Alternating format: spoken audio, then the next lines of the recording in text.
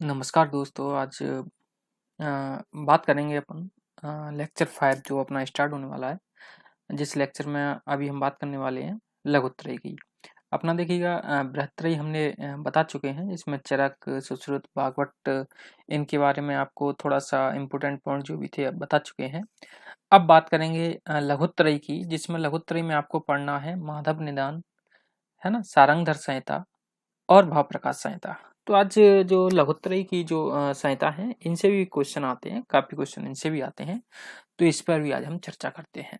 तो यहाँ पर तो सिर्फ जो इतिहास की बात करें तो इतिहास में सिर्फ बेसिक पॉइंट जो है, इंपोर्टेंट पॉइंट जो है वही रखे गए हैं। बाकी इनकी डिटेल जो है वो आपको अलग से संहिता में बताई जाएगी। जब माधव निदान पढ़ाया जाएगा तो वहाँ पर थोड़ी डिटेल, हालांकि माधव निदान नहीं पढ़ाते हैं, लेकिन फिर भी जो इम्पोर्टेंट पॉइंट है वो और बता दी जाएंगे। सारंगधर संहिता और भाव प्रकाश संहिता थोड़ी थोड़ी जो इम्पोर्टेंट पॉइंट है उसके बारे में जानकारी दी जाएगी। तो उसकी डिटेल बाद में है, यहाँ पर सिर्फ शॉर्ट शॉर्ट है। तो इसको पढ़ते हैं, स्टार्ट करते हैं। सबसे पहले माधव निदान। तो माधव की बात, निदान की बात करें, देखिएगा पर्याय। तो माधव निदान का देखिए पर्याय जो बताया इन्होंने, उस क्या बोला जाता है, तो रोग विनिश्चय, याद रखिएगा, रुग्ण विनिश्चय। तो सिंपल है, माधव जो निदान में है, रोगों का निश्चय किसके आधार पर किया जाता है, निदान के आधार पर किया जाता है, इसलिए उसका नाम उन्होंने रोग विनिश्चय रखा गया है। उसी को रूढ़ विनिश्चय, रुग्ण विनिश्चय भी बोल सकते हैं। सिंपल है। अब रचनाकार, तो रचनाकार देखिएगा, माधव निदान नाम से ही ये माधव है, तो माधव कर। सदी याद रखिएगा, सदी इंपोर्टेंट है, 7वीं सदी है। अब जैसे ही 7वीं सदी मैंने बोला तो आपको जो पुराना मैं पढ़ा चुका हूं उसमें तुरंत आपको याद आना चाहिए कि 7वीं सदी और हम किस किस की पढ़ के आए थे। जैसे हम बात करते हैं 7वीं सदी, जो हमने पढ़ी थी वो पढ़ी थी अपने जो लघु भागवत थे, अष्टांग हृदय की 7वीं सदी थी।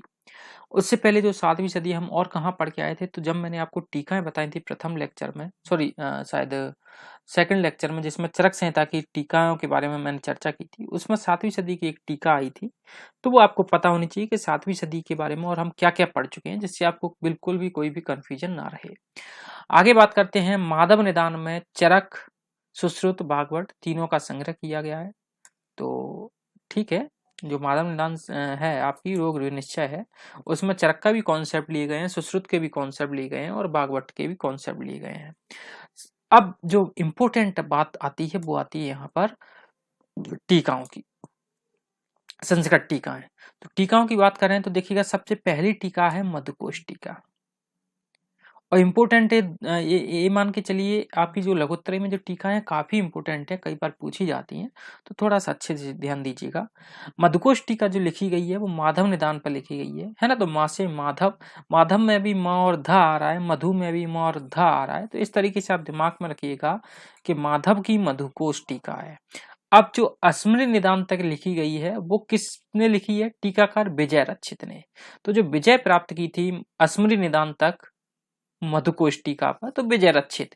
सदी याद रखिएगा, 12वीं सदी। अब उन्होंने तो सिर्फ अस्मृत निदान तक लिखी, अस्मृत निदान के पश्चात मधुकोश पर टीका किसने लिखी है, तो वो लिखी है श्री कंठदत्त। काफी पूछी गई, कई बार पूछी गई है, और वही 12वीं सदी है, तो इंपोर्टेंट है, याद रखिएगा। आपसे पूछा जाए अस्मृत निदान तक जो मधुकोश टीका लिखी है वो किस आचार्य ने लिखी गई, विजय रक्षित ने लिखी गई है। अस्मृत निदान के पश्चात किसने लिखी है, तो आप सीधा सीधा बताइए, श्री कंठदत्त। दोनों की सदी 12वीं सदी है, तो बिल्कुल कंफ्यूजन होना ही नहीं चाहिए। अब बात करेंगे आतंक दर्पण, जो टीका है, संस्कृत टीका है, जो माधव निदान पर लिखी गई, किसने लिखी है, तो अंडरलाइन करिएगा, वाचस्पति ने लिखी है, इंपोर्टेंट है। किस सदी में लिखी गई, 14वीं सदी में लिखी गई है। तो सिंपल सा याद करने का तरीका है कि 14वीं सदी में वाचस्पति ने आतंक मचाया था, तो सिंपल याद हो जाएगा, 14वीं सदी में वाचस्पति ने कौन सी टीका लिखी, आतंक दर्पण। तो आप नोट कर लीजिए या अपने दिमाग में भी बिठा लीजिए, 14वीं सदी में वाचस्पति ने क्या मचाया था, आतंक मचाया था। तो सिंपल है, सिंपल तरीका याद करने का। वैद्य मनोरमा टीका, देखिएगा, वैद्य मनोरमा संस्कृत टीका लिखी गई है माधव निदान पर, किसने लिखी है, श्री रामकृष्ण ने। ये भी काफी इंपोर्टेंट है, मैं इसलिए बता रहा हूँ ये क्यों इंपोर्टेंट है, क्योंकि हम वैद्य मनोरमा टीका हम पढ़ के आए हैं, और वो भी कौन सी टीका, हिंदी टीका पढ़ के आए हैं, जो चरक संहिता पर लिखी गई थी। हाँ, अब आपको पता होना चाहिए किसने लिखी है, क्योंकि हम पढ़ चुके हैं तो तुरंत आना चाहिए। तो वो लिखी आपकी रविदत्त त्रिपाठी ने, और हिंदी टीका है। यदि आपसे पूछा वैद्य मनोरमा संस्कृत के टीकाकार कौन है, तब आप श्री रामकृष्ण बताओगे, और किस पर लिखी हुई है, तो माधव निदान पर लिखी हुई है। नेक्स्ट आगे बात करते हैं, रोग विनिश्चय की बात करेंगे। रोग विनिश्चय, विवरण, सिद्धांत, चिंतामणि। रोग विनिश्चय, विवरण, सिद्धांत, चिंतामणि। तो रोग विनिश्चय तो आप समझ जाओगे कि माधव निदान से संबंधित है, क्योंकि रोग विनिश्चय माधव का पर्याय है। इसको सिद्धांत चंद्रिका बोला गया है। क्या बोला गया है? सिद्धांत चंद्रिका। टीकाकार कौन है इसके? तो इसके टीकाकार है नरसिंह कविराज। इंपोर्टेंट है, पूछी गई है सिद्धांत चंद्रिका। अब हम चंद्रिका तो देखिए चरक चंद्रिका भी पढ़ के आए हैं, तो आपको तुरंत याद आना चाहिए चंद्रिका हम और पहले कहाँ पढ़ गए? चरक चंद्रिका पढ़ के आए थे, जो चरक संहिता पर लिखी गई थी। क्या नाम था? किस आचार्य ने लिखी है भी आपको पता होना चाहिए, क्योंकि हम पढ़ चुके हैं। तो गैदास ने लिखी है चरक चंद्रिका चरक संहिता पर। फिर वो दूसरी आती है न्याय चंद्रिका। किसने लिखी है? न्याय चंद्रिका सुश्रुत टीका है, सुश्रुत पर लिखी गई टीका है। लेकिन किसने लिखी है न्याय चंद्रिका? तो वो न्याय चंद्रिका लिखी है आपकी, वो भी गैदास ने लिखी है 11वीं सदी में। अब बात करेंगे सिद्धांत चंद्रिका की आ जाती है, तो सिद्धांत चंद्रिका किसने लिखी है? नरसिंह कविराज ने। और किस पर टीका लिखी है? तो माधव निदान पर। चलिए, ये तो थी संस्कृत टीकाओं की बात। अब बात करेंगे हिंदी टीकाओं की। तो हिंदी टीका देखिएगा, विद्युतनी व्याख्या। विद्युतनी व्याख्या किसने लिखी है? तो सुदर्शन शास्त्री ने, है। अब देखिए विद्युतनी व्याख्या शब्द जुड़ा हुआ, एक हम टीका विद्युतनी टीका पढ़ के आए थे, जो हिंदी टीका थी वो किस पे थी? तुरंत याद आना चाहिए, हम पढ़ चुके हैं। तो विद्युतनी टीका थी वो देखिए काशीनाथ पांडे, गोरखनाथ चतुर्वेदी की थी, चरक संहिता पर थी हिंदी टीका, तो याद आना चाहिए।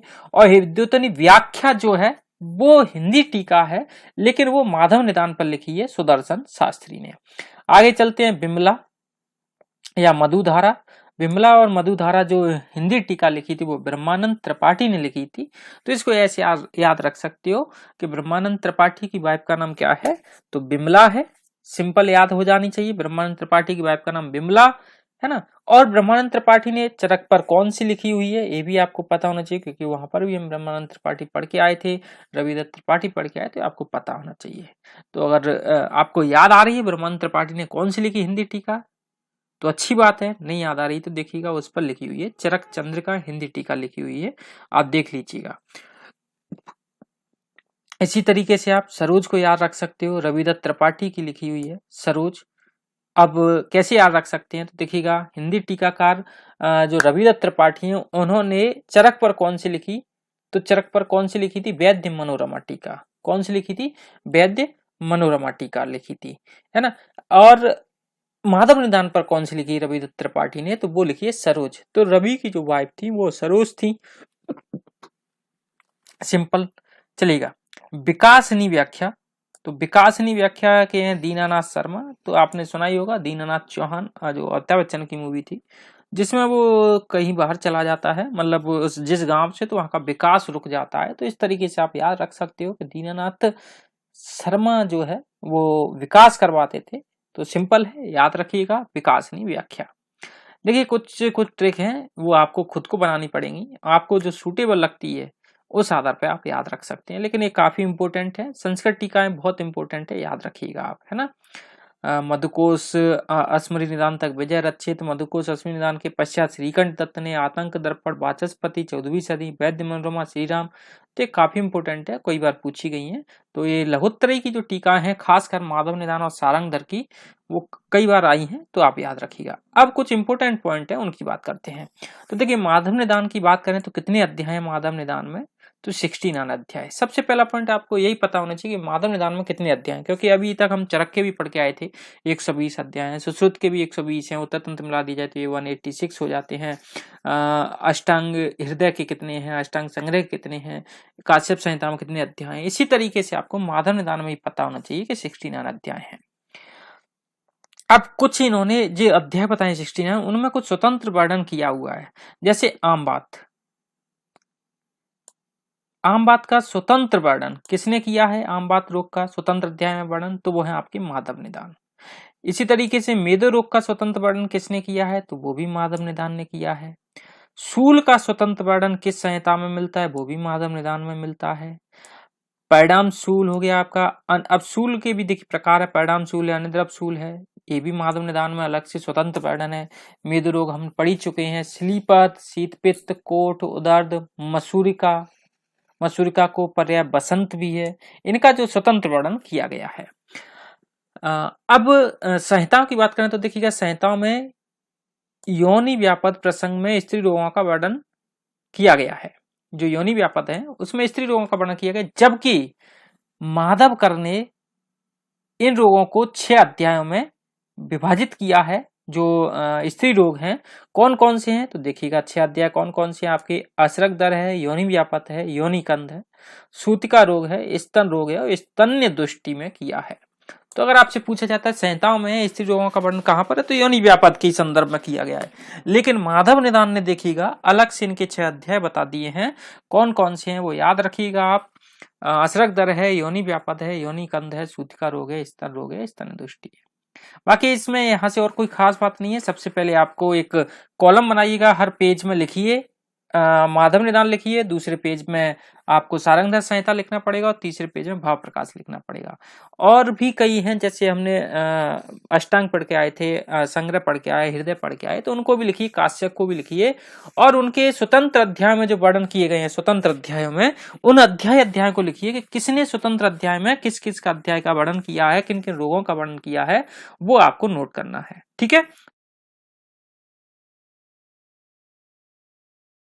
तो ये आपके लिए होमवर्क है, याद रखिएगा, जिससे आपको कंफ्यूजन नहीं होगा। एक जगह आपको एक पेज में ही सारे मिल जाएंगे कि ये काश्यप ने अम्ल पित्त का वर्णन किया है ना, स्वतंत्र अध्याय में। माधव ने आम बात, मेदु रोग, सूल, इन सबको आपको लिखना पड़ेगा आपको, है ना, जब जाके आपको याद होंगे।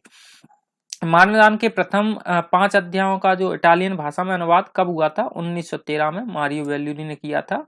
तो थोड़ा सा दिमाग में रखिएगा, अगर क्वेश्चन आता है तो बनना चाहिए आपसे। अब ये तो थी माधव निदान की बात। दूसरी बात करेंगे सारंगधर संहिता की। तो देखिएगा सारंगधर संहिता, ग्रंथकार कौन है तो दामोदर सुनु सारंगधर। तो देखिएगा इस पूरा नाम तो नहीं आता है, हमेशा सारंगधर ही आता है। तो आपको पता ही सारंगधर नाम ही है, नाम से ही संहिता है, तो क्या याद करना, उसमें राइटर का नाम याद ही है। तो सारंगधर आचार्य हैं। कौन सी सदी है, हाँ सदी याद रखिएगा 13वीं सदी। अब हम लघुत्तरी की बात कर रहे हैं, तो लघुत्तरी में 3 तो संहिता है आपकी, माधव निदान है, सारंगधर संहिता, भाव प्रकाश संहिता है।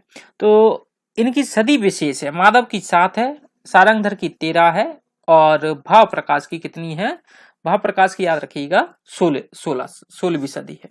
तो मासा भा करके याद रखिएगा, मासा भाई। तो माँ से माधव निदान, भा से मासा, सा से सारंगधर संहिता, भाई से भाव प्रकाश।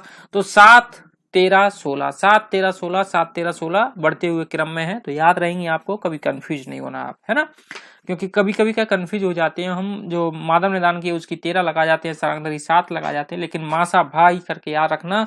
तो माँ से माधव निदान, सा से सारंगधर और भाव प्रकाश, और क्रम से याद रखिएगा 7 13 16। चलिए अब जो सदी है सारंगधर की वो 13वीं सदी है। कुल अध्याय की बात करें तो देखिए सारंगधर में कितने हैं, 32 हैं। अब जब कुल अध्याय की बात आती है तो आपको तुरंत वापस जाइए कि लघुत्तरी हम पहले पढ़ चुके हैं, उसमें कितने अध्याय थे माधव निदान में। तो माधव निदान में देखिएगा 69 है और सारंगधर में कितने हैं, 32 है। कुल श्लोक कितने हैं तो कुल श्लोक देखिएगा 2600, मतलब 2600। और वर्तमान में कितने उपलब्ध हैं तो याद रखिएगा वर्तमान में 2320 श्लोक ही मिलते हैं। उसी की संहिता, जो संहिता मिलती है सारंग, उसमें सिर्फ 2320 श्लोक ही उपलब्ध हो पाए हैं। अब जैसे ही आपने 2600 देखे कुल श्लोक, तो देखिएगा हम चरक संहिता में भी कुल श्लोक पढ़ के आए थे, याद हो किसी को, आप लोगों को, अगर आपने अच्छे से क्लास अटेंड की और पढ़ा है तो देखिएगा 12 नाम सुना होगा, 12 सहस्त्र मतलब 12,000 श्लोक आए हैं किसमें, चरक संहिता में। तो तुरंत आपको याद आना चाहिए, ये सुश्रुत संहिता में तो हमने ऐसा कुछ नहीं पढ़ा था श्लोक का, लेकिन चरक में जरूर पढ़े थे, तो याद आना चाहिए। अब इसको जो है 32 अध्याय है, तो 32 अध्याय जो है उनको 3 खंडों में व्यक्त किया गया है। मतलब जो सारंगधर संहिता है वो 3 खंडों में बनी हुई है, पूर्व खंड, मध्यम खंड, उत्तर खंड। तो ये आपको पता होना चाहिए, सारंगधर संहिता में 32 तो अध्याय है, उनको भी डिवाइड करिए पूर्व, मध्य और उत्तर में। पूर्व खंड देखिएगा 7 अध्याय, मध्य खंड देखिएगा 12 अध्याय, उत्तर खंड देखिएगा 13 अध्याय। पूर्व खंड कितने, 7 याद रखिएगा, मध्य खंड 12 और उत्तर खंड 13।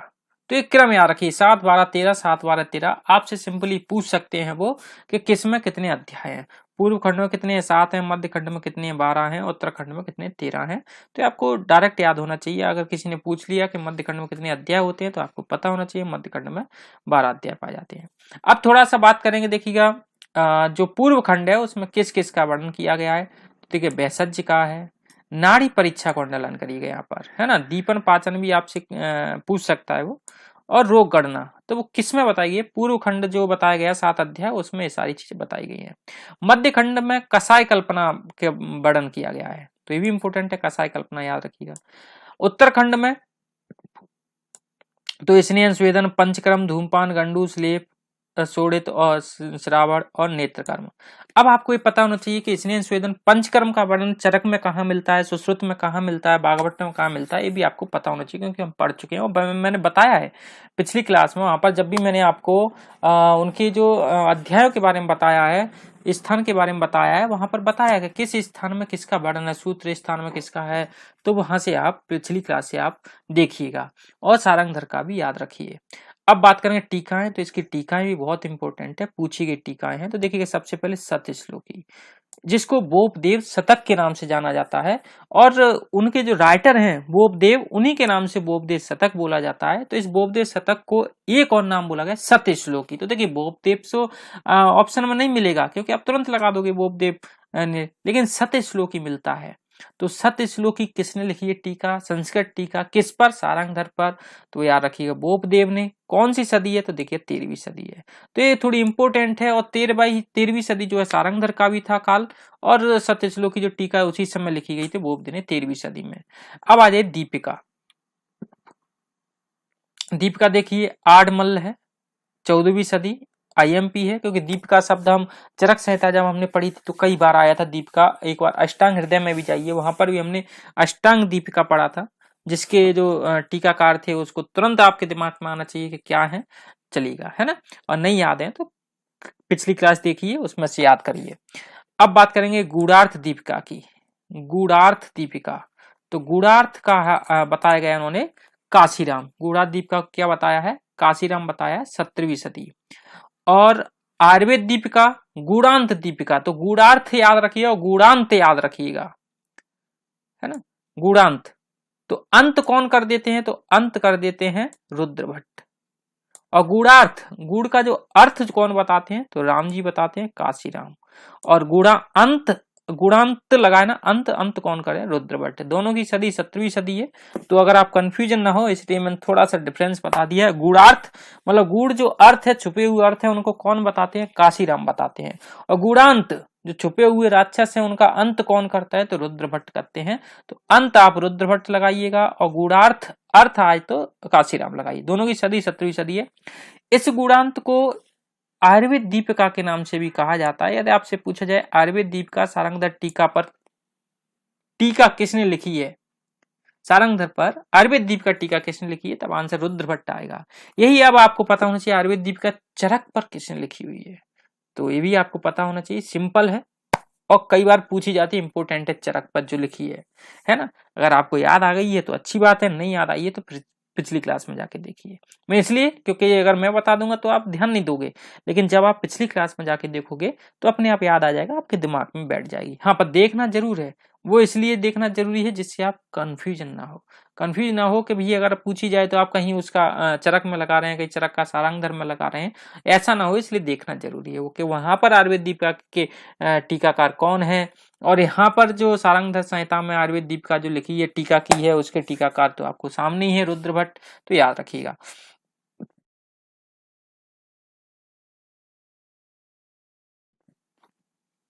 सारंगधर संहिता के कुछ इंपोर्टेंट पॉइंट हैं, उनकी बात करेंगे। तो देखिए मध्यकाल में लघुत्तरी की एकमात्र संहिता है। मध्यकाल में सबसे पहले कौन सी, देखिए मध्यकाल में, क्योंकि 8वीं सदी के बाद मध्यकाल स्टार्ट हो जाता है और मध्यकाल में जो लघुत्तरी है वो एकमात्र संहिता है। नाड़ी परीक्षा का सर्वप्रथम उल्लेख, आप देखिएगा इसको अंडरलाइन करिएगा, इंपोर्टेंट है, कई बार पूछा गया क्वेश्चन है ना, तो अंडरलाइन करिए इसको। नाड़ी परीक्षा का सर्वप्रथम उल्लेख, अब नाड़ी परीक्षा से देखिएगा, एक यहाँ पर नाड़ी परीक्षा का उल्लेख है, लेकिन एक जब मैंने फर्स्ट क्लास ली थी, फर्स्ट लेक्चर लिया था, उसमें मैंने बताया था नाड़ी विज्ञान। नाड़ी विज्ञान की रचयिता कौन है, क्योंकि नाड़ी से ही संबंधित है। और नाड़ी परीक्षा आ गई, नाड़ी विज्ञान आ गया, फिर आप कंफ्यूजन हो गए, तो ये भी आप फिर से देखिएगा जाके। जब तक आप उस शब्द से रिलेटेड पिछले अगर कोई भी शब्द आ रहे हैं उनको पकड़ रहे हैं और वो आपसे बन रहे हैं तो आपकी स्टडी बहुत अच्छी चल रही है, और नहीं बन रहे हैं तो इसका मतलब आप जो है बिल्कुल ध्यान नहीं दे रहे हैं पढ़ाई पर, तो इसलिए थोड़ा सा ध्यान दीजिएगा। चलिए आगे बात करते हैं। अकरकरा एवं भांग का औषधीय प्रयोग प्रारंभ किया, ये बहुत इंपॉर्टेंट है, पूछा गया क्वेश्चन है ये, है ना। जाति फलादि चूड़, जो जाति फल चूड़ है ग्रहणी रोग में देते हैं, इसमें आधा भाग भांग होता है, मतलब 50% जो है भांग होता है। तो आपसे पूछा जाए जाति फलादि चूड़ का मेन कंटेंट क्या है, मेन द्रव्य कौन सा है, तो आपका भांग है। कौन सा अधिकार है इसका, तो ग्रहणी रोग है। जाति फल क्या करता है, देखिएगा ग्रहणी रोग में दे रहे हैं तो जाति फल जो है स्तंभक होता है, इसलिए ग्रहणी रोग में बताया गया है। अईफेन की चिकित्सा में प्रथम प्रयोग है, तो देखिएगा औषधीय प्रयोग जो है वो अकरकरा भांग का भी औषधीय प्रयोग प्रारंभ कर दिया था। अईफेन का चिकित्सा में प्रथम प्रयोग किसने मिलता है, सारंगधर संहिता में। दीपन पाचन की जो परिभाषा है उसका सोदा उदाहरण व्याख्या की हुई है, मतलब दीपन पाचन की परिभाषा भी बताइए कि दीपन किसे कहते हैं, पाचन किसे कहते हैं, और उदाहरण भी दिया है वहां पर, है ना। तो ये याद रखिएगा। श्वास प्रश्वास क्रिया का सर्वप्रथम वर्णन किसमें मिलता है, तो सिंपल है, सारंगधर संहिता में। पाचन प्रक्रिया व मूत्र निर्माण प्रक्रिया का भी स्पष्ट वर्णन किया गया है। तो पाचन प्रक्रिया व मूत्र निर्माण प्रक्रिया, अब मूत्र निर्माण प्रक्रिया हम कहाँ पढ़ के आए थे, देखिएगा फिर से वही क्वेश्चन है, मूत्र निर्माण प्रक्रिया का भी, तो मूत्र निर्माण प्रक्रिया हम पहले भी कहाँ पर मूत्र निर्माण होता है पढ़ के आए हैं, तो आप सुश्रुत कर देखिएगा, जब सुश्रुत के कुछ इंपोर्टेंट पॉइंट थे उसमें मैंने बताया, तो आप देखिए वहां पर, तो वहां पर आपको मिलेगा, याद रखिएगा। यम दृष्टा काल, तो यम दृष्टा काल क्या होता है देखिएगा, तो उन्होंने बताया है कार्तिक के अंतिम 8 दिन और अगहन के प्रारंभ के 8 दिन क्या कहलाता है, यम दृष्टा कहलाता है। तो 8-8 16 दिन का जो रहता है यम दृष्टा काल रहता है। इसी के आधार पर देखिएगा अष्टांग हृदय में हम पढ़ते थे, ऋतु संधि पढ़ते थे, बागवट ने ऋतु संधि का वर्णन किया है। अब ऋतु संधि तो देखिए सिंपल है, क्या है ऋतु संधि, कि जाने वाली ऋतु का अंतिम सप्ताह और आने वाली ऋतु का प्रारंभिक सप्ताह, मतलब ये जो 14 दिन का जो रहता है वो ऋतु संधि कहलाती है। मतलब जाने वाली ऋतु जो रहती है उसके आप आधा धीरे धीरे छोड़ते चलिए, और आने वाली ऋतु में प्रथम सप्ताह में उसके जो नियम है वो अपनाते चलिए। तो इसका वो अर्थ है, वो ऋतु संधि जो रहती है 14 दिन की रहती है, लेकिन वो हर ऋतु पे कॉन्सेप्ट अप्लाई होता है इस पे। लेकिन यम दृष्टा काल के लिए केवल माह जो है निर्धारित कर दिए उन्होंने, एक कार्तिक माह और अगहन माह। तो उन्होंने बोल दिया सारंगधर ने कि कार्तिक के अंतिम 8 दिन और अगहन के प्रारंभ के 8 दिन, याद रखिएगा, इंपोर्टेंट है, पूछे गए हैं ये क्वेश्चन, है ना। आगे बात करेंगे 20 कृमियों के अतिरिक्त। कृमि देखिएगा वैसे 20 होते हैं, लेकिन उन्होंने एक सारंगधर ने एक अलग से ही कृमि बता दिया है जिसका नाम है स्नायु कृमि, जैसे कफ रक्तज में वर्णन किया गया इसका। तो स्नायु कृमि का वर्णन किस आचार्य ने किया है, तो वो है आपके सारंगधर, 21वां कृमि बताया है। 20 वर्ष की अवस्था में ही मैथुन की अनुमति दे दी, तो पढ़ लेना इसको। आशा में भेद का सर्वप्रथम वर्णन, अब आशा वरिष्ठ में भेद का सर्वप्रथम वर्णन किसने किया है, तो आपको बनना चाहिए आशा वरिष्ठों में बताया सारंगधर ने। इसी तरीके से एक भेद और हम पढ़ के आए थे इसी में, औसत और भेषज में अंतर किसने बताया है। देखिए अंतर की बात आती है, अब आशा वरिष्ठ की आई है तो फिर वो भी आई है कि किसने औसत और भेषज में, तो ये भी बनना चाहिए आपसे, है ना। ये भी देखिएगा आप, मैं बता रहा हूँ आपको, होमवर्क दे रहा हूँ, पता है तो अच्छी बात है, नहीं पता है तो जरूर देखिएगा, मैं इतना बता रहा हूँ, है ना। अब ढूंढिए, मैं पढ़ा चुका हूँ, अब कौन से लेक्चर में बताया है वो आपको ढूंढना है ना। मुझे तो पता है कि किस लेक्चर में है वो, ठीक है, फिर आपका भी ये होमवर्क है। चलिए आगे चलते हैं। धातु एवं उपधातु का सर्वप्रथम विभाग किया किसने, सारंगधर ने किया है। नानात्मज विकारों में 10 रक्तज, ये इंपोर्टेंट है, अंडरलाइन करिए, 10 रक्तज विकारों का वर्णन किस संहिता में मिलता है, तो सारंगधर संहिता में। बाकी हम नानात्मज विकार देखिए, वातज पढ़ते हैं, पित्तज पढ़ते हैं, कफज पढ़ते हैं, 80 40 20, है ना, इस तरीके से। और नानात्मज विकार रक्तज कृमि का वर्णन, सॉरी रक्तज विकारों का वर्णन किसने किया है, तो सारंगधर ने 10 बताए हैं। ऋतुओं का नामकरण राशि भेद से, ये भी इंपोर्टेंट है ना, याद रखिएगा। जब हम मैं सारंगधर संहिता का थोड़ा डिटेल बताऊंगा, वहां पर बताऊंगा कि मेष वृषभ से किस ऋतु का संबंध है ना, मीन वगैरह से किस ऋतु का संबंध है, कुंभ से किसका है, तो ये सारी चीजें अपन बाद में चर्चा करेंगे। बाकी आप इतना सिंपल अभी इतना याद रखिए, ऋतुओं का जो नामकरण है राशि भेद से किस आचार्य, तो सारंगधर संहिता। सबसे इंपॉर्टेंट पॉइंट ये भी है आपका, पाचक पित्त का प्रमाण तिल प्रमाण का है, कई बार पूछा गया क्वेश्चन है आपका, पाचक पित्त का प्रमाण देखिएगा, पाचक पित्त, ठीक है, कितना प्रमाण माना है इसका, तिल प्रमाण कहा है। आगे बात करेंगे रंजक पित्त का स्थान क्या बताया है, तो ये भी नोट करिएगा, दिमाग में बिठा लीजिए इसको, रंजक पित्त का स्थान यकृत है, इंपोर्टेंट है यहां तक, लेकिन अन्य स्थान पर देखिएगा हृदय भी का है, तो ठीक है हृदय को छोड़िए, ऑप्शन के आधार पर देखिए, अगर ऑप्शन में यकृत है तो आप आंसर यकृत लगाइए, और दोनों है तो दोनों लगाइएगा। चलिए, जर पित्त शूल का वर्णन किया है, रोगों के वर्गीकरण का विस्तार, मतलब कौन से रोगों का कितनी संख्या माने हैं, प्रकार कितने हैं, तो देखिए आम बात के 4 भेद बताए हैं, ये आपको पता होना चाहिए। सारंगधर ने वात रक्त के, वैसे हम देखिएगा 3 ही भेद पड़ते हैं वात रक्त के, है ना, और इसमें वात रक्त कितने भेद हैं, 8 भेद बताए हुए हैं। दृष्टि रोगों के देखिएगा, दृष्टि रोग 8 प्रकार के दृष्टि रोग होते हैं। कृष्णगत रोग देखिएगा 5 होते हैं, जबकि सुश्रुत ने 4 ही बताए हुए हैं। गर्भ दोष 8 माने हैं और स्त्री दोष 3 माने हैं, तो ये आपको पता होना चाहिए, सिंपल है, ज्यादा नहीं दिए उन्होंने, सिर्फ 4-5 है तो याद हो जाएंगे आपको।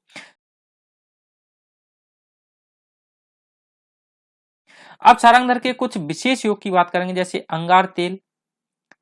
अब देखिए अंगार तेल सर्व ज्वर में बताया गया है, सभी ज्वरों में आप अंगार तेल का प्रयोग कर सकते हैं। तो देखिए ज्वर में क्या होता है, शरीर में अंगार सी लगने लगती है ना, याद रखिए, ऐसे याद कर सकते हैं, लेकिन वो अंगार किसके अनुसार है, सारंगधर के अनुसार है। तो सर्व ज्वर में अंगार तेल किसने बताया, सारंगधर ने। बिंदु घृत, ये भी इंपोर्टेंट है, जलोदर में बताया है, बिंदु घृत जलोदर में। कामदेव घृत इसलिए इंपोर्टेंट लगवा रहा हूं मैं, रक्त पित्त में आपको, इसको गोला लगा लीजिएगा, इसलिए इंपोर्टेंट है, कामदेव घृत से आप बाजीकरण लगा जाओगे, लेकिन देखिएगा रक्त पित्त में है ना, इसलिए मैं इंपोर्टेंट लगवा रहा हूँ, पूछा गया क्वेश्चन है। और लोगों ने ऑप्शन बाजीकरण ही लगाया है, रसायन लगाया, रक्त पित्त नहीं लगाया, लेकिन सारंगधर ने कामदेव घृत, आप कामदेव से 100% सभी बाजीकरण समझेंगे, लेकिन नहीं, रक्त पित्त में देते हैं। यष्टि मधु तेल पलित में देते हैं, जो बाल सफेद हो जाते हैं उसमें यष्टि मधु तेल का प्रयोग किया गया है। सारंगधर ने बला तेल प्रसूता में, हाँ ये तो आपको पता होगा, नहीं पता है तो सिंपल है, बला तेल प्रसूता में सभी ने बताया लगभग लगभग। लघु गंगाधर देखिएगा, लघु गंगाधर याद रखिए, अतिसार में, आप पक्व अतिसार में याद रखिएगा। और वृद्ध वैसे ही प्रवाहिका में भी देखिए वह आ रहा है, हालांकि आ तो ऊपर रहा है, लेकिन इस प्रवाहिका में वृद्ध से वह याद रखिएगा। तो ये वृद्ध गंगाधर चूड़ प्रवाहिका में किसने बताया, सारंगधर ने। पूछा गया क्वेश्चन है लघु गंगाधर चूड़ और वृद्ध गंगाधर चूड़, कई बार क्वेश्चन आया हुआ है, तो इसको अंडरलाइन कर लीजिए, याद रखिएगा आप। आगे बात करेंगे भाव प्रकाश की, यह है आपकी देखिएगा लघुत्तरी का अंतिम संहिता है, भाव प्रकाश संहिता है। तो ग्रंथकार तो उनके नाम से है, भाव मिश्र हैं, ग्रंथकार कौन है, भाव मिश्र हैं। इनके पिताजी का नाम क्या था, लटकन मिश्र था। सदी याद रखिएगा, देखिए 16वीं सदी, तो मैंने बताया लघुत्तरी में मासा भाई करके याद रखना, तो माँ से माधव निदान 7वीं सदी, सा से सारंगधर संहिता 13वीं सदी, भाव प्रकाश संहिता 16वीं सदी, तो 7 13 16 7 13 16 लघुत्तरी करके याद रखिएगा, याद हो जाएगा।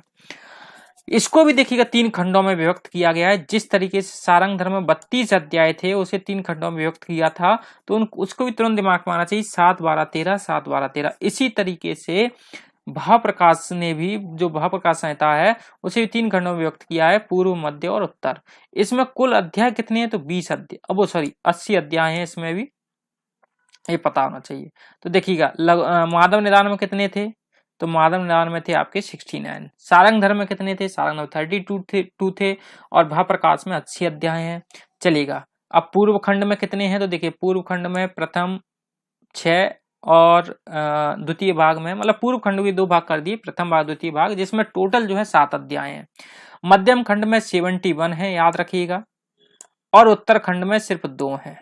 तो पहले तो आप पूर्व खंड में कितने हैं, मध्य खंड में कितने हैं, उत्तर खंड में कितने हैं, आपको पता होना चाहिए। तो पूर्व खंड में आपके 7 हैं, मध्य खंड में 71 हैं, तो 71 और 7 कितने हो गए, 78 हो गए, और 2 जो है उत्तर खंड में है, तो याद रखिएगा टोटल 80 हो जाते हैं। अब पूर्व खंड में कौन कौन से अध्याय हैं, ये इसका थोड़ा सा डिटेल, तो देखिए आयुर्वेदावतरण उन्होंने पूर्व खंड में ही बता दिया।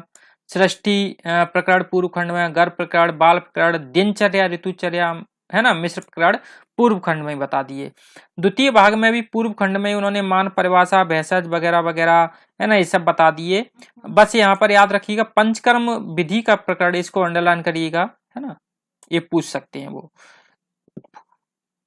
बाकी मध्यम खंड में देखिएगा आप ज्वर से संग्रहणी तक, ये कोई खास नहीं है, पढ़ लेना, अब इतना देखिएगा डीप जाने की जरूरत नहीं है, पहले आप बेसिक बेसिक याद रखिएगा, बस इतना याद रखिए। मध्यम खंड में 70 बने बहुत है। हाँ, उत्तर खंड में याद रखिएगा बाजीकरण और रसायन का वर्णन किया गया है। तो प्रथम भाग में रसायन नहीं, प्रथम भाग में बाजीकरण है और द्वितीय भाग में रसायन है, तो ये उल्टा कर दिया है। बाकी उत्तर खंड में आता है तो उत्तर खंड में तो आप दोनों ही आंसर आएगा, बाजीकरण रसायन का, ये इंपोर्टेंट है उत्तरखंड, है ना, रसायन और बाजीकरण।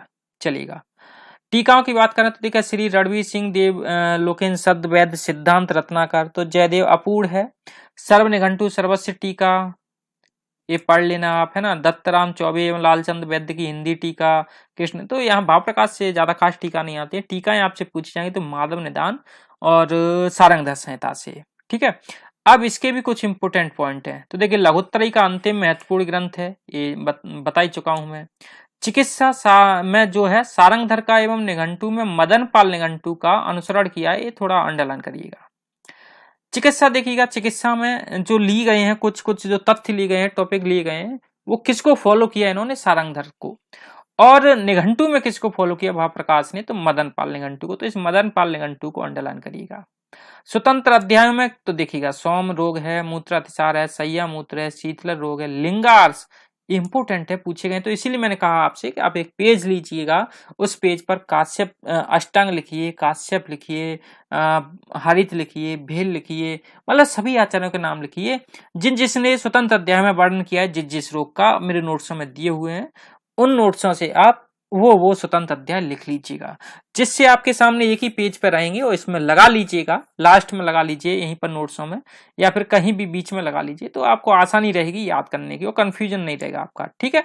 चलिए, अम्ल पित्त के साथ देखिएगा श्लेष्म पित्त का भी वर्णन किया गया है। तो आपसे पूछा जाए श्लेष्म पित्त का वर्णन किसने किया है, तो भाव प्रकाश संहिता में मिलता है। वात व्याधि के अतिरिक्त पित्त व्याधि है, श्लेष्म व्याधि का भी स्वतंत्र अध्याय वर्णन किया, तो ये स्वतंत्र अध्याय आपको लिखने पड़ेंगे। मेद रोग के बाद देखिए, मेद रोग का स्वतंत्र अध्ययन वर्णन किसने किया था, तो हमने अभी पढ़ के आए थे, स्वतंत्र अध्ययन वर्णन माधव निदान ने किया था। लेकिन कार्स रोग का पृथक अध्ययन वर्णन किसने मिलता है, तो इसमें मिलता है भाव प्रकाश में। वृद्धि प्रकरण में देखिए व्रग्न रोग का वर्णन है। फिरंग रोग, ये इंपोर्टेंट है, इसका पर्याय गंध रोग भी है, इसका सर्वप्रथम वर्णन याद रखिएगा, फिरंग रोग का सर्वप्रथम वर्णन किया। चिकित्सा में रस कर्पूर और चोप चीनी का प्रयोग किया गया है, ये चिकित्सा इंपोर्टेंट है, आईएमपी याद रखिएगा। उत्कंदक रोग का वर्णन, ये भी अंडरलाइन करिएगा, उत्कंदक रोग। ऋतु हरितिकी का वर्णन, ये ऋतु हरितिकी बहुत इंपोर्टेंट है, हम पढ़ेंगे जब मैं आपको डीजी पढ़ाऊंगा, वहां पर ऋतु हरितिकी के बारे में बताऊंगा कि किस ऋतु में जो हरितिकी बताई गई है उसको किसके साथ सेवन करना है, ठीक है। लेकिन आप यहाँ पर इतने याद रखिए, ऋतु हरितिकी का वर्णन किस संहिता में मिलता है, भाव प्रकाश संहिता में। ओज अष्टबिंदात्मक कहा है, तो इसको भी अंडरलाइन करिए। अग्नि सोमीय, क्योंकि सिर्फ वैसे तो हम ओज को देखिएगा सोमी मानते, लेकिन अग्नि सोमी बोला गया है और अष्टबिंदात्मक बोला गया है।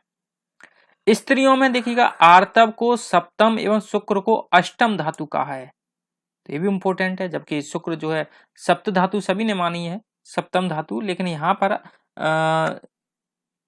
क्या बोलते हैं, भाव प्रकाश की बात करें तो स्त्रियों में आर्तव को सप्तम एवं शुक्र को अष्टम धातु का है ना। चलिए, ये याद रखिएगा, ये दीपांचर बचा का प्रथम वर्णन है, इसको अंडरलाइन कर लीजिएगा, इंपोर्टेंट लगा लीजिए, है ना, दीपांतर बचा को। यसद का सप्त धातुओं में वर्णन किया है, जब मैं आपको रसात पढ़ाऊंगा वहां पर धातुओं का वर्णन आएगा, वहां पर भाव प्रकाश का नाम आएगा, तब मैं आपसे वहां पर क्वेश्चन करूंगा कि यसद धातु को सर्वप्रथम सप्त धातुओं में किसने जोड़ा, तो वो है आपके भाव प्रकाश।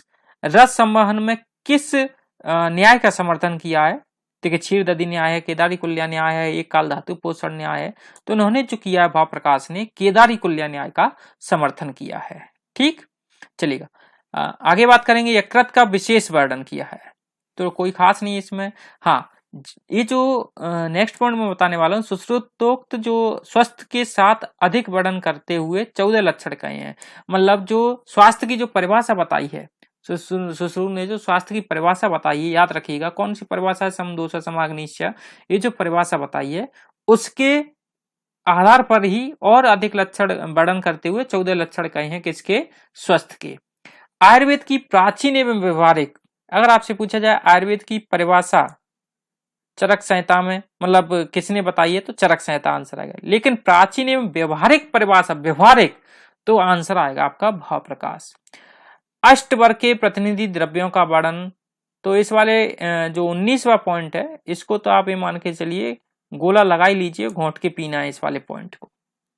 तो देखिएगा प्रतिनिधि द्रव्य क्या होते हैं, प्रतिनिधि मतलब उन्हीं के समान द्रव्य। मान लीजिए आपको जीवक ऋषवक किसी क्षेत्र में या मिल ही नहीं रही है वो औषधि, तो उनके समान, उनके गुण धर्म के समान हम कौन सी ऐसी औषधि जिनका यूज कर सकते हैं, वो प्रतिनिधि द्रव्य कहलाते हैं, है ना। तो देखिएगा जीवक ऋषवक, जीवक ऋषवक का प्रतिनिधि द्रव्य क्या है, बिदारी कंदा है, मेदा महावेदा, मेदा महामेदा शतावरी, तो इसको कैसे याद रख सकते हैं, तो मेदा महामेदा सताए हुए हैं, ऐसे याद रख सकते हो। मेदा महामेदा क्या किए, सताए हुए हैं, तो शतावरी याद रखिएगा। काकोली, क्षीर काकोली का प्रतिनिधि द्रव्य क्या है, अश्वगंधा है। तो देखिए क्षीर लगा हुआ है और क्षीर से ही आपको याद रखना है। तो अश्वगंधा आपको पता है कि दूध में मिला के पीते हैं, क्षीर में मिला के पीते हैं, इस तरीके से आप दिमाग में रखिएगा, है ना। हालांकि जल में भी पीते तो जल में है वगैरह है, लेकिन फिर भी आप याद रखिएगा दूध में, मतलब क्षीर में मिला के पीते हैं, इसलिए आपको क्षीर काकोली भी याद रहेगा और काकोली भी याद रहेगा। रिद्धि वृद्धि, तो वृद्धि से याद रखिएगा बराही कंद, वृद्धि से क्या याद रखोगे, बराही कंद। बराह किसका पर्याय होता है वैसे तो सुअर का पर्याय होता है, देखिएगा बरा, और बरा में देखिएगा वृद्धि होती रहती है, वो जितना खाता जाएगा वो मोटा होता जाता है, मतलब वृद्धि होती रहती है। तो वृद्धि से बरा ही याद रखना, वरा, वृद्धि किसकी होती है, वरा की, मतलब बराही कंद, तो अपने आप दिमाग में आ जाएगा आपको। तो रिद्धि वृद्धि बराही कंद। आगे बात करेंगे वर्णानुसार भूमि के भेद का वर्णन किसने किया है, तो आपका भूमि जो बताई है, तो भ से भूमि, भ से ही भाव प्रकाश, और वर्णानुसार, तो वर्ण की बात करें तो देखिए यहाँ पर जो वर्ण बताए गए हैं उसके आधार पर बताए गए हैं, ब्राह्मण क्षत्रिय वैश्य और शूद्र के आधार पर बताए गए हैं वर्ण, है ना। औद्भिद द्रव्यों के 5 भेद, अंडरलाइन करिए, आईएमपी है। देखिएगा औद्भिद भेदों के हम तो 4 ही पढ़ते हैं, यहाँ पर देखिए वनस्पति, वानस्पति, छुप, बल्ली और औषध बता दिए गए हैं। कर्पूर के 2 भेद हैं, ये भी इंपोर्टेंट है, पक्व और अपक्व। जिसमें से श्रेष्ठ कौन सा होता है, तो श्रेष्ठ देखिएगा अपक्व होता है। हम पक्व आंसर सही लगाते हैं, लेकिन श्रेष्ठ जो है अपक्व, कच्चा जो कर्पूर रहता है वो श्रेष्ठ होता है। कुमकुम के भी 3 भेद बताए हैं, कौन कौन से, काश्मीरज, बालिक और पारसिक। कुमकुम के 3 में काश्मीरज, तो कश्मीर की कुमकुम आपने नाम सुनाई होगा, श्रेष्ठ होती है। करंज के भी 3 भेद हैं, कौन कौन से, नक्तमाल, पूती करंज, करंज। कस्तूरी के भी, तो कुमकुम और कस्तूरी को थोड़ा सा दिमाग में रखिएगा। कस्तूरी देखिए कामरूपी, नेपाली और काश्मीरी, है ना। कुमकुम भी काश्मीरी, बाली को पारिस, क्योंकि कुमकुम में भी काश्मीर जा रहा है, कस्तूरी में भी काश्मीर जा रहा है, तो कुमकुम कश्मीर का श्रेष्ठ है और कस्तूरी कामरूपी श्रेष्ठ है, याद रखिएगा, है ना। नरमूत्र को गर्भ स्नाशक एवं रसायन बतलाया, तो ये क्वेश्चन पूछी जाती है, नरमूत्रम गर्म हंति तदविद सेवितम रसायनम, है ना। मतलब नरमूत्र को क्या बोला गया है, गर्भ स्नाशक एवं रसायन, भाव प्रकाश ने। देखिएगा यहाँ पर बताया गया है, विय द्वायुर विहिरवारी वसुंधरा महाभूत बतलाए हैं, मतलब वकार से, व शब्द से, व से विय, वायु, है ना, व वाले व से पंचमाभूत का वकार शब्द से, आपसे ही पूछा जाएगा वकार शब्द से पंचमाभूत का वर्णन किसने किया है, तो वो है आपके भाव प्रकाश ने किया है, याद रखिएगा। आगे चलते हैं, भाव मिश्र की एक अन्य रचना गुण रत्नमाला, इसको आईएमपी लगाइएगा, ये भी पूछे गए हैं। फिर विशेष योग का वर्णन है, तो योग आपको याद ही करने हैं। कामेश्वर मोदक किसने बताया, आकार करवादी चूड़ किसने बताया, अमृत संजीवनी सुरा, श्री गोपाल थे, कर्पूरा सब, अही फेना सब, किसका वर्णन है, तो ये आपके भाव प्रकाश ने बताए हैं। तो इस श्री गोपाल तेल को याद रखिएगा, अही फेना सब को याद रखिए, ये किसने बताए हुए हैं, तो भाव प्रकाश ने।